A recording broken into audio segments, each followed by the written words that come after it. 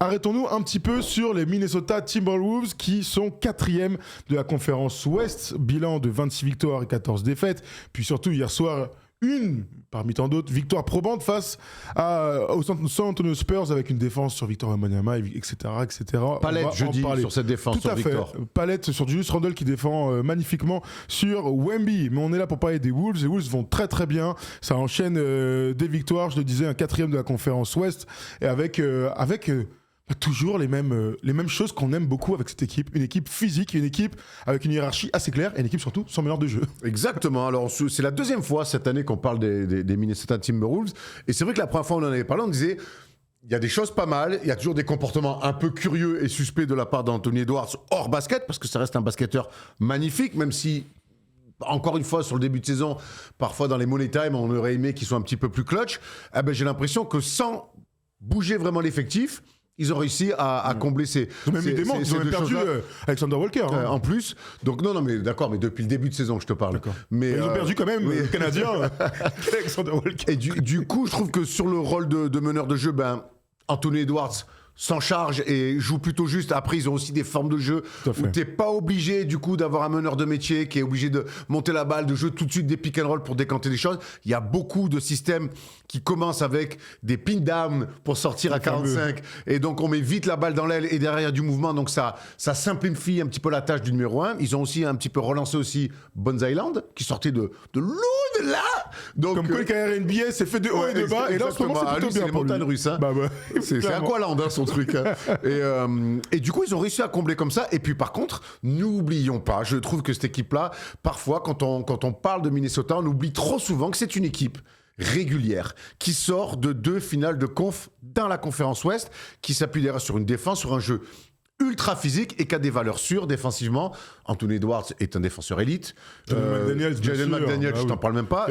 Et Rudy Gobert, qu'on le veuille ou non, qu'on n'aime pas, qu'on ci, qu'on ça, qu'on lui dise... Bon, on est revenu de ça, non ? Je sais pas, j'aime toujours le dire. Rudy Gobert fait une saison de patron dans son registre à lui. Il connaît aujourd'hui son métier sur le bout des doigts, Rudy Gobert, et il fait exactement ce qu'il faut à cette équipe-là, qui est la meilleure équipe, l'une des meilleures équipes NBA depuis 3 semaines, un mois, et qui hier, par une victoire face à des Spurs qui sont plutôt en forme et par la manière, montre encore une fois qu'il faudra compter sur eux. Alors Minnesota, tu en parlais de les 3 dernières saisons. Je vous donne les pourcentages de victoires parce que c'est intéressant. En 2023-2024, la première finale de conf, ils finissent à 56 victoires, 68% de victoires. L'année dernière, ils finissent à 49, 59%. Là, ils sont à 26-14, ça nous donne un 65%. Donc ils sont vraiment, tu parlais de régularité en saison régulière, mais aussi dans les résultats de play-off. C'est une équipe qui connaît le chemin. Et ça se confirme dans ce début 2026.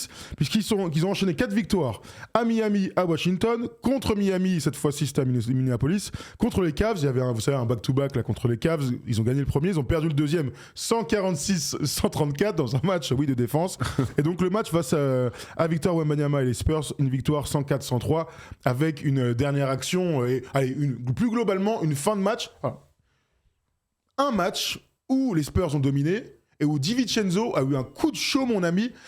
L'action symptomatique, c'est quand même la passe D de Stephen Castle pour le tir dans le corner. Non, c'était peut-être Castle qui se démarquait. Pour une passe décisive d'un joueur des Spurs pour DiVincenzo qui fait l'interception et qui tire directement à 3 points et qui met le target center en folie. C'est un peu ça aussi cette équipe, c'est-à-dire qu'ils sont capables de run, d'abord grâce à leur défense, mais parce qu'ils ont des joueurs de talent aussi qui sont capables d'enchaîner des paniers et des tirs à 3 points notamment. Ouais, ils étaient à la rue, il y a eu une vraie belle réaction d'orgueil. Alors après, les Spurs sont retombés dans leur travers d'une équipe. Ça leur arrive. Ce qu'ils n'ont pas fait à Boston, ils l'ont fait à Minneapolis. Tu vois ce que je veux dire. D'une équipe très jeune où De'Aaron Fox est encore une fois pointé du doigt quand même sur la gestion de cette fin de match, même s'il met un tir à la fin. Je pense que dès le début du 4e quart-temps, il fait des trucs. Je me dis, mais qu'est-ce que tu fais ? Bref, ça sera un autre débat. Minnesota est quand même coutumier du fait. Dans les 4e quart-temps, ça fait 2-3 ans qu'ils sont capables de le faire. C'est une équipe dans cette NBA où parfois on dit que ça défend peu, que ça joue soft. C'est une équipe qui arrive à mettre de la dureté. Et finalement, il y a assez peu d'équipes en NBA qui sont capables de matcher sur un carton plein 12 minutes comme ça où il n'y a pas une défense qui s'oublie. Et je trouve que cette dureté-là, elle commence avec la pointe de l'attaque ou avec McDaniels notamment, qui c'est long segment, qui aime bien se charger des extérieurs. Et puis derrière, Rudy, mine de rien, en espèce de garde-fou de tout le temps. Alors, c'est pas le meilleur défenseur sur l'homme, même si honnêtement, ses passages sur Victor sont bons. Oui. Parce que Victor l'emmène au large. Et Victor, quand il marque sur Rudy, il est obligé de sortir tout son bag pour réussir à marquer un panier. On a vu Julius Randle se mettre des pelées défensives. Quel plaisir de le voir comme ça. En fait, c'est juste du plaisir. Merci, Julius. Bah oui, Julius, quand t'as envie. Bah oui, t'es un joueur rugueux, t'es un joueur physique. Et là, il y avait. Après, c'est les mecs de challenge. Oui. S'il n'a pas de challenge, il est capable de. Là, hier, les 3 défenses, j'imagine que vous avez tous vu pendant le match ou sur les réseaux parce que ça a été découpé. Bah ouais, on a envie de le voir comme ça. De la dureté, de l'assise au rebond. De l'assise au rebond entre Randle, Gobert et Nasrid et McDaniels, de l'assise au rebond, et puis ce jeu de relance, où derrière, où tout le monde sur le terrain quasiment, à part Rudy, peut envoyer à 3 points. Ouais. Et ça, c'est leur vraie qualité, c'est leur ADN, tout le monde est OK avec ça, tout le monde joue le même basket, et tu l'as dit, c'est très important dans ces équipes-là d'avoir une hiérarchie assumée, elle l'est. Et puis quand Anthony Edwards fait des fins de match comme ça, bon mais merci, il n'y a plus qu'à serrer la main et aller à la douche en disant mince, on a failli le prendre. Dans quelques instants, on parlait un peu d'Ivincenzo qui joue meneur dans le 5, on va dire. Hein. C'est-à-dire que c'est le plus petit joueur. Oui, voilà. Dans le sens, il joue poste 1. C'est pas lui qui monte la balle. Hein. Ça, c'est sûr. Mais en tout cas, c'est lui il défend sur les plus petits aussi. Et qui est excellent. On en parle dans un instant. Mais on s'arrête vite fait sur Anthony Edwards, si tu le veux bien, qui oscillait le haut et le bas. Hier, il est quand même clutch. Il est un peu. De toute façon, il est un peu partout cette saison, tu le disais, sans véritable meneur de jeu, Mike Conley, Rob Dillingham, etc. C'est lui qui est en charge. Plus que de raison de la création, on lui en demande énormément. Après, il est tellement fort qu'il est capable cette saison d'assurer ce qu'il faut pour son équipe. Je te donne ses petites stats quand même. Je dis petites parce que 28,9 points, 5 rebonds, 3,8 passes, 35 minutes de temps de jeu à 50% au tir, 40% à 3 points.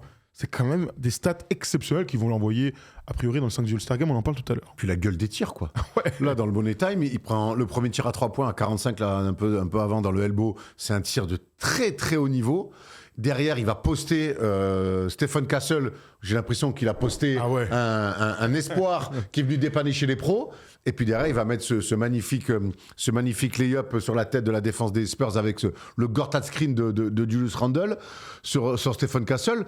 Donc, alors qu'il a switché avec Wemby. Franchement, c'est souvent ce qu'on lui reprochait ces dernières saisons, c'est un peu de manque de justesse et un peu le fait de ne pas être assez clutch. Ben là, je trouve qu'il amène les deux depuis quelques semaines, un peu même un gros mois, Anthony Edwards. Le fait que il soit pas affolé pourquoi pas aller chercher Trae Young, qui était sur le marché en se disant il nous manque un meneur, autant aller chercher, pourquoi pas aller chercher un meneur de ce calibre-là pour définitivement régler le problème. Ils n'ont pas voulu faire ça. Finalement, c'est encore une fois Anthony Edwards, le visage de cette équipe, le leader de cette équipe, qui est responsabilisé et ça lui va plutôt bien. Donc il joue très juste. Je trouve qu'il perd toujours des ballons, mais je trouve qu'il n'y a rien d'alarmant par rapport à tout ce qu'on lui demande. On ne peut pas filer 60, un peu plus de 60% des ballons à un mec en lui disant tu perds 0 ballon par match. Non, ça n'existe pas. Mais je trouve qu'il il est vraiment dans le bon ratio ballon perdu, passe décisive. Et du coup, derrière, et puis après, on lui a aussi filé les sets pour que quand il monte là-bas, il lâche vite et qu'on aille le rechercher après ensuite sur des sorties d'écran. Non, je trouve que c'est du très très bon boulot côté Minnesota. Mais il est excellent de toute manière, Anthony Edwards. Il a déjà 6 matchs à plus de 40 points. Il a en tout 17 matchs à plus de 30 points. Il est quand même assez régulier. Un seul match sous les 10 points. Il est dans ce qu'on imagine d'un joueur All-Star. C'est un athlète. De toute façon, c'est un athlète merveilleux. Et mine de rien, tu vois, l'année dernière, on a beaucoup parlé de son tir à 3 points en outrance. Tu te souviens, il était à plus de 10 tentatives à 3 points. Cette année, il est un peu réduit. Hein. Il en a 2 de moins. Il est à 8,2, l'année dernière, 10,3. Et il a fini meilleur shooter, alors pas en pourcentage, mais en volume de la saison dernière parmi tous les joueurs engagés en NBA. Mine de rien, quand tu es à 40%, à plus de 8 tentatives, et que tu es quand même un slasher de ouf, et tu as un mid-range de malade, en plus un jeu post-up à la Michael Jordan, évidemment, il s'en aspire, ça se voit. Bon bah oui, t'es juste un joueur ultime. Mais je sais pas s'il fait sa meilleure saison en carrière. Bon, si, quoi, que tu me diras. Si.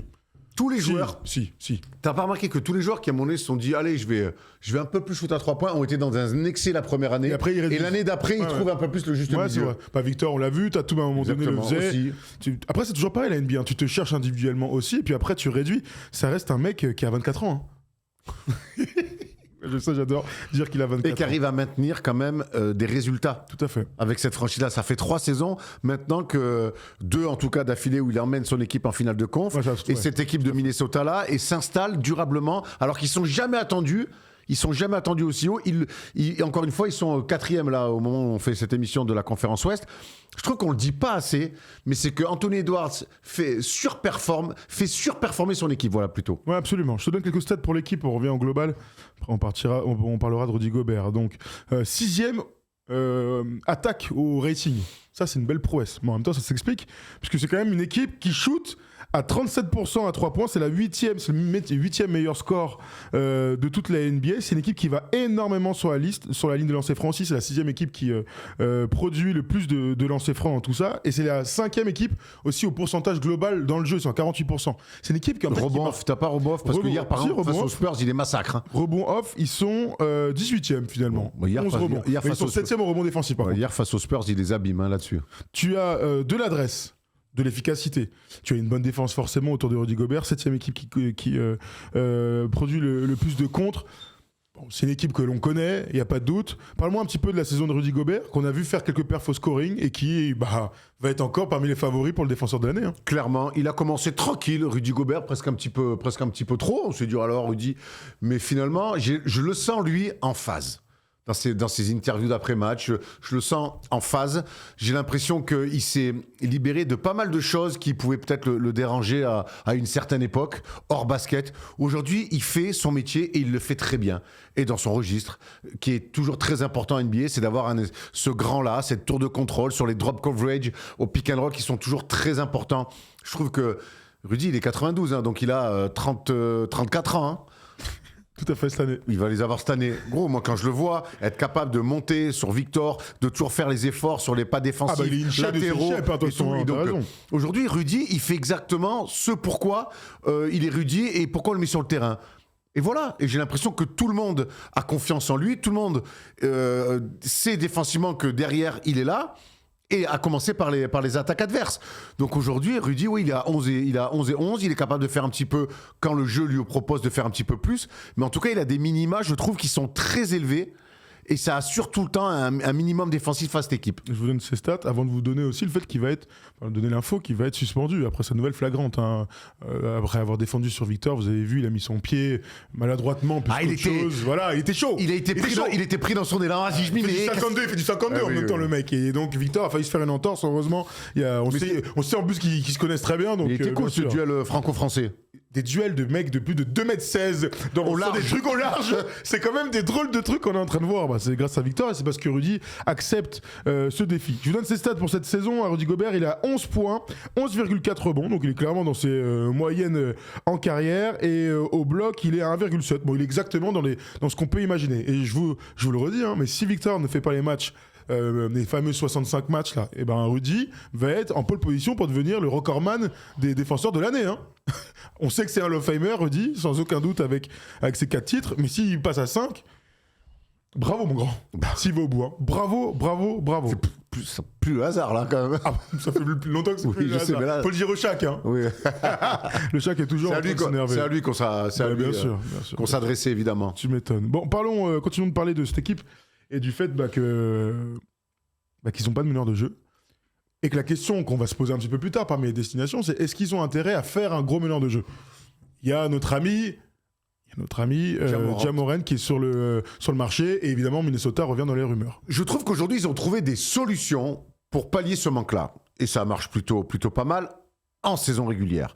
Maintenant, est-ce qu'on sait que mine de rien, dans des moments chauds, de play-off, face à des équipes où il n'y aura pas de petits matchs, est-ce qu'à un moment donné, tu t'assures pas un petit peu, quelque part, un profil de vrai pur meneur ? Bones Hyland est un arrière qui peut évidemment jouer meneur, qui montre beaucoup d'envie. Il a été très bon d'ailleurs en deuxième mi-temps, notamment face aux Spurs. C'est un mec qui amène du jus, de l'allant, qui court, qui s'inscrit plutôt bien dans cet ADN-là des Timberwolves.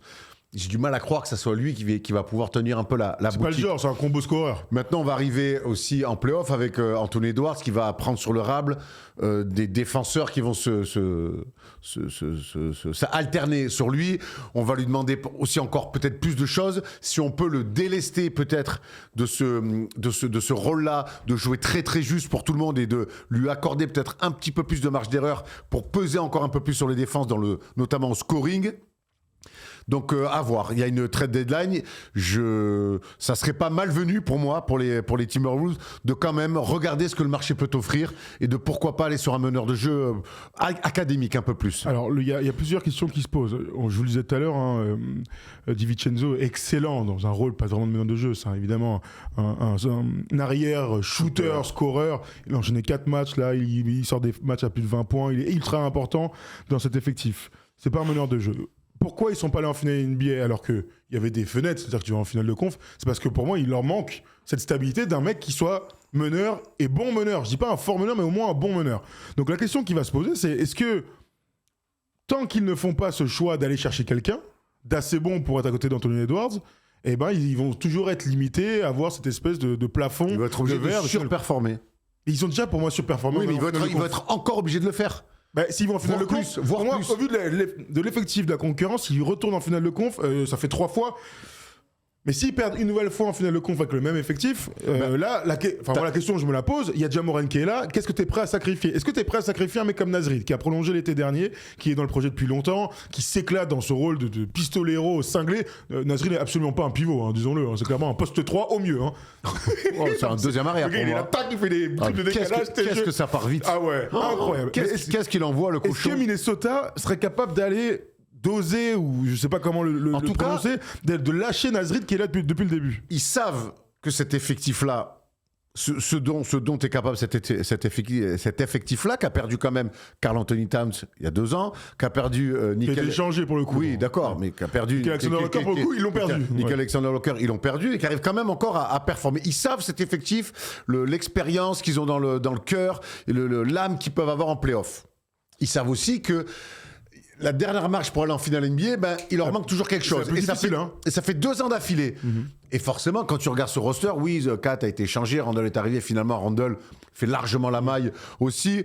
Nickel Alexander-Walker qui s'éclate du côté d'Atlanta. Bon, très bien, je pense que certains, on fait de son départ un drame ultime côté Minnesota. Je trouve que ça se passe quand même plutôt bien. Ça a donné de la profondeur, ils s'en sortent quand même plutôt très bien. Le vrai bémol qui n'a pas été comblé, c'est celui du poste de meneur de jeu, mais pas pour être 4e de la conférence Ouest, pas pour avoir l'avantage du terrain au premier tour des playoffs, pour potentiellement se dire on va en finale. Donc ils ont le droit, après avec leur vécu sur les 2 dernières années, de peut-être anticiper des problèmes qui pourraient intervenir sur une nouvelle finale de conf. Anthony Edwards est sous contrat pendant longtemps, Rudy est sous contrat. Vous vous souvenez, il avait baissé son salaire et prolongé. Julius Randle aussi jusqu'en 2028, Rudy et Julius Randle. Jalen McDaniels a prolongé aussi jusqu'en 2029. Naz Reid a prolongé l'été dernier jusqu'en 2030. Dante DiVincenzo l'année dernière, enfin cette année il a 11, l'année prochaine il a 12. McConney est en fin de contrat à 10, ils vont faire un peu d'économie là-dessus. Il y a Rob Dillingham dans tout ça. Belle carrière. Hein. Est-ce que tu fais ce trade? Est-ce que demain on te propose Ja Morant?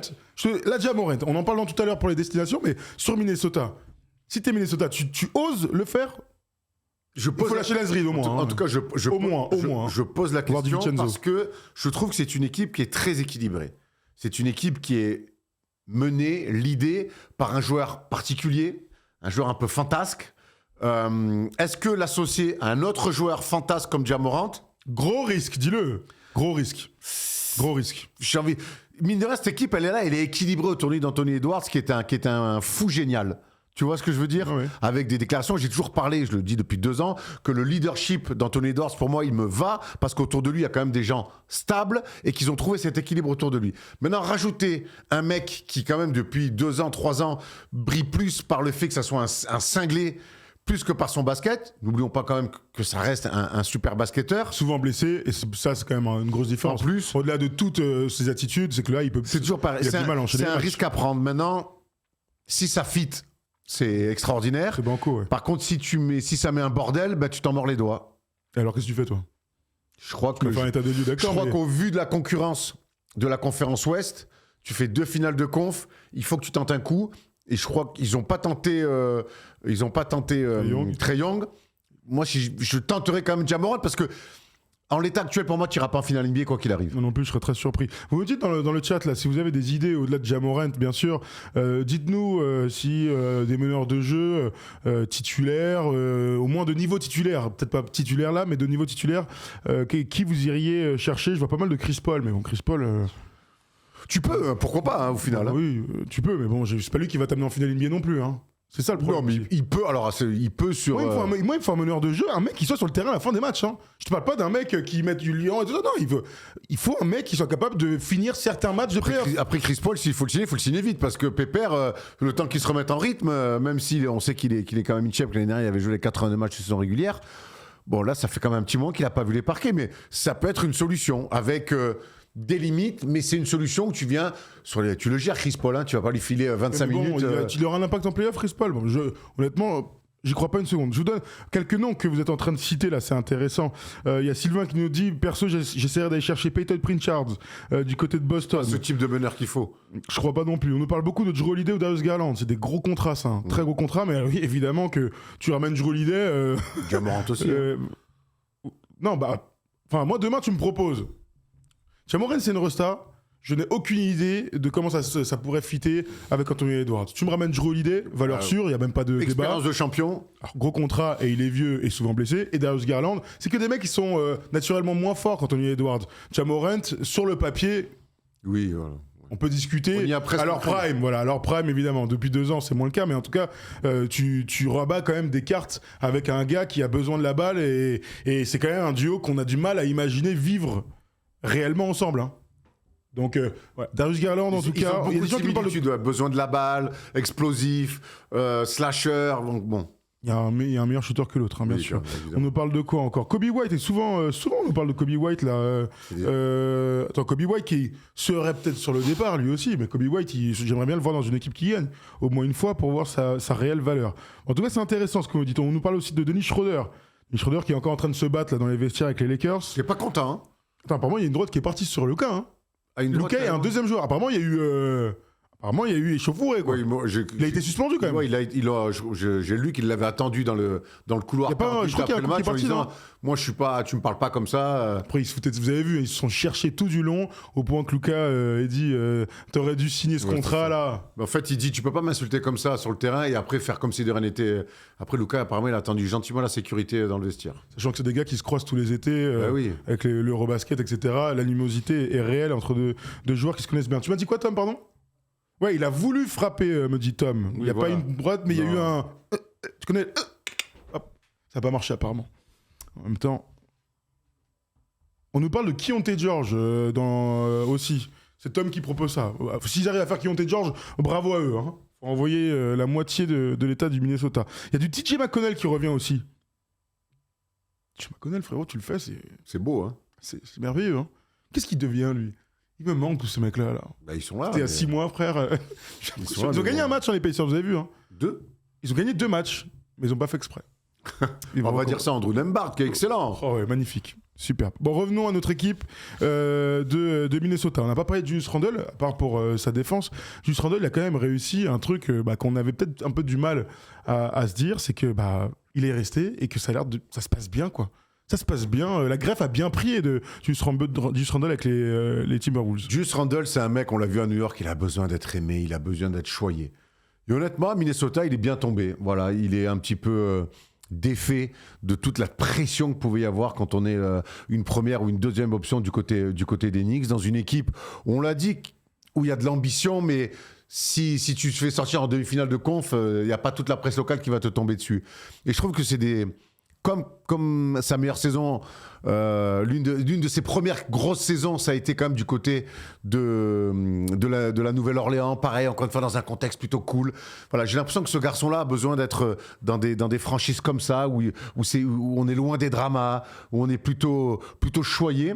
Et la preuve en est, c'est qu'on voit quand même, et après on connaît son talent, à Julius Randle, ce féroce scoreur, un physique monumental, une vitesse de pied, adroit, un bag de scoreur assez fou. Un bag. Et même quand il a envie, on le voit être capable de mettre des niveaux d'intensité défensive sur les meilleurs scoreurs de la ligue, assez incroyable. Donc Non, l'histoire elle est belle, l'histoire elle est cool. Je trouve que lui, mais encore une fois, on a vu des comportements un petit peu de stars, des comportements un peu d'enfants gâtés. Je trouve que lui aussi, quand même, il a mis un peu d'eau dans son vin, dans le comportement. Ouais, j'ai l'impression. Il y a un semblant de maturité et ça se traduit aussi dans les stats. Parce que l'année dernière, il était en 18 et 7. Ça dit, il est quand même 22 points par match. Ah non, mais il est capable. Il y a tout pour qu'il aille au Star Game, notre Julius Randle, même si la concurrence à l'Ouest, elle est complètement dingue. T'es quand même à 22 points, 7,1 rebonds, 5,7 passes, 48% au tir. Ça, c'est des stats, ça t'envoie au Star Game. C'est pas le meilleur passeur de l'équipe? Je crois que c'est le meilleur passeur de l'équipe avec ses 5,7. 5,7, à mon avis, c'est le meilleur passeur. Clairement, je te dis ça tout de suite, regarde, j'y suis. Le meilleur passeur de l'équipe, c'est le dénommé, alors je le connais pas, c'est Julius Randle. DiVincenzo à 4-1, Edwards à 3-8, et Mike Conley quand même est à 3 passes décisives. C'est le meilleur passeur. En même temps, on lui donne beaucoup. Il a toujours été très bon passeur du Randle, même à New York. Oui, il a toujours été excellent passeur. Son adresse est quand même, il est capable de mettre toujours ses grosses filoches. Et dans les matchs, dans les moments importants des matchs, il se cache jamais ce type-là. Ah non, donc c'est pas un échappé. Exactement. Même des fois, on aurait presque préféré du côté de New York qu'il s'échappe un peu plutôt que de forcer des tirs. Mais un deal gagnant-gagnant, Erwan, ce trade. C'est un très beau joueur. C'est un très beau joueur. Et honnêtement, on est content de le voir comme ça parce que. On rappelle, c'est des mecs quand même Kentucky, draftés par les Lakers. On se souvient de son association avec Anthony Davis qui était assez monumentale du côté des Pelicans. Et puis ce qu'il amène à New York quand il arrive. Non. On est très content de voir Julius Randle à ce niveau-là. Ben voilà, écoute, je regarde quelques commentaires. Ah oui, Keyonte George, c'était le pic des Wolves via le trade de Rudy Gobert, nous dit Papou. Ah. Ça, on aime. Beaucoup parlent de Jrue Holiday, ça revient énormément. Jrue Holiday, c'est cher, les gars. Tu lâches pas Nasrid et DiVincenzo pour un mec de 35 ans qui est souvent blessé. Dans quel état il est là? Il est souvent blessé. Il joue là, il joue même pas là. Si, il est revenu à Portland, il est revenu. Si, il est revenu. Tout le monde adore. De toute façon, c'est simple, en Portland, tu regardes l'équipe, ils sont forts et tout, puis à un moment, hop, il y a tous les blessés qui reviennent. Putain, mais c'est vrai que Williams, Jrue Holiday, les mecs, dès qu'ils reviennent, Jeremy Grant. Mais bon, ce sera l'occasion d'en discuter une autre fois. Non, CJ McCollum, a priori non, les amis, il vient d'être transféré. Qu'est-ce que tu veux rajouter? Je vais te donner deux choses. Dans quelques instants, le programme de cette équipe des Wolves, mais avant ça, j'aimerais bien voir les cotes pour aller en finale NBA. Sachant que, regardez, Léo a été excellent, il nous a mis vos commentaires en direct. Bravo mon Léo. Donc si vous voulez mettre des trucs, évidemment si vous voulez pas vous faire ban, vous évitez de mettre des bêtises. Mais on va vous mettre. On sait qu'il y a des joueurs. Hein. Eh oui. Regardez, chez les copains de Winamax, sort de l'Ouest, donc va en finale NBA. Oklahoma City, largement favori, c'est normal. Denver, Houston, San Antonio, voici les 4 meilleures équipes, les 4 équipes les moins bien cotées. À 15, c'est les Lakers, les Warriors et les Wolves. Sont à 20 tous les deux. Erwan, avant que tu me dises ce que t'en penses, parce que moi aussi ça me surprend énormément. Comme d'hab, si vous voulez nous rejoindre, il faut être bien sûr non mineur, donc majeur, et c'est avec le code FT10, mais Erwan le dit mieux que moi. Depuis plusieurs années, Winamax est partenaire de notre chaîne. Et avec eux, tu peux utiliser ton expertise pour gagner de l'oseille en pariant sur toutes les compétitions de basket. Sur les matchs, mais aussi, et ça on adore, parier sur les perfs des mecs. Tiens, je sens bien qu'un Serbe va faire un triple-double. Paris plutôt safe. Tu peux aussi miser sur qui sera le meilleur scoreur, le meilleur passeur, et même miser sur les duos. Bref, l'offre basket Winamax n'a jamais été aussi complète. En plus, ton premier pari peut être remboursé en cash à hauteur de 100 € maximum. Et vu qu'on est sympa, on t'offre même un petit bonus de 10 € lors de ton premier dépôt avec un code FT10. Plus d'infos en description. On rappelle quand même, le plus important, c'est strictement interdit aux moins de 18 ans. On est là surtout pour s'amuser. Comme d'hab, on se retrouve dans Clutch, bien sûr, avec horaire particulier cette semaine. Mercredi à 16h, il y a la CAN sur la Mouna TV. Donc autour de Rémi, on se retrouve ce mercredi et le vendredi à 17h, comme d'habitude. Erwan, on regarde les cotes une nouvelle fois. Le disrespect, il est total. Ils sont cotés comme les Warriors à 20 derrière les Lakers, les Spurs, les Rockets et les Nuggets. Ça, c'est plus logique avec le Thunder. Rappelle-moi l'année dernière, le premier tour des playoffs. Écoute, une énorme fessée des Wolves contre les Lakers. On s'en souvient tous. Bon, très bon. Depuis, ils ont un petit peu quand même changé 2-3 trucs, notamment dans le secteur intérieur, mais...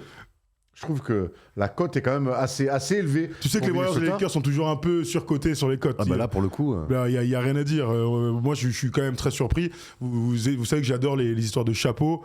Les Wolves, ils sont clairement dans ce chapeau 2, là, des chapeaux des mecs ils se retrouvent en finale de conf, personne n'est surpris. Après, il faut les sortir, les autres. Tu le fais 3 fois d'affilée, il faudra peut-être être surpris, mais oui. Absolument. Après, c'est une équipe de coups. On le voit hier, honnêtement. Hier, quand ils battent les Spurs... là, comme ils célèbrent, tu sens que c'est une équipe de coups. C'est une équipe qui, tu vois, ils ont... Hier, vraiment, pour moi, le dernier tir, là, je sais plus qui c'est qui le prend. Non, il y a le tir de Victor, bien défendu. Après, il y a le tir de Jaron Fox de passe un peu difficile, qu'il aurait pu mettre, mais bon. Gros, ils célèbrent comme des fous parce qu'ils savent qu'ils viennent quelque part de réaliser un coup. Et donc, quelque part, les playoffs, et on le voit depuis 2 ans, c'est une équipe qui fait des coups. On rappelle, il y a 2 ans, ils sont menés 3-2 face à Denver. Ils vont gagner 4-3. L'année dernière, ils vont atomiser complètement les Lakers au premier tour, alors qu'on se disait, les Lakers, attention avec Doncic. Ils les ont détruits. Et juste qu'ils sont encore une fois allés en finale de conf.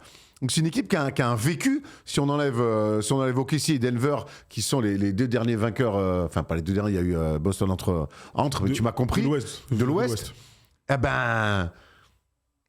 Cette équipe, c'est l'équipe la plus expérimentée de la conférence Ouest. Et ça doit valoir un peu plus de crédit. En termes de, quand on parle de vécu collectif, il y a OKC sans aucun doute, il y a Denver, t'as raison, et puis en fait c'est la 3e équipe, c'est la 3e force du plateau. Toutes les autres équipes contenders là, elles ont bougé, il y a eu des stars qui sont arrivés, évidemment Luka pour nous citer, ou Kevin Durant à Houston. En plus ils ont tapé des gros quand même cette saison, donc contre San Antonio ils ont gagné 2 fois. La première fois il n'y avait pas Victor, mais bon, ça compte quand même. Ils ont battu les Warriors, ils ont battu OKC, c'était le 20 décembre quand tout allait bien à OKC, là vous vous souvenez.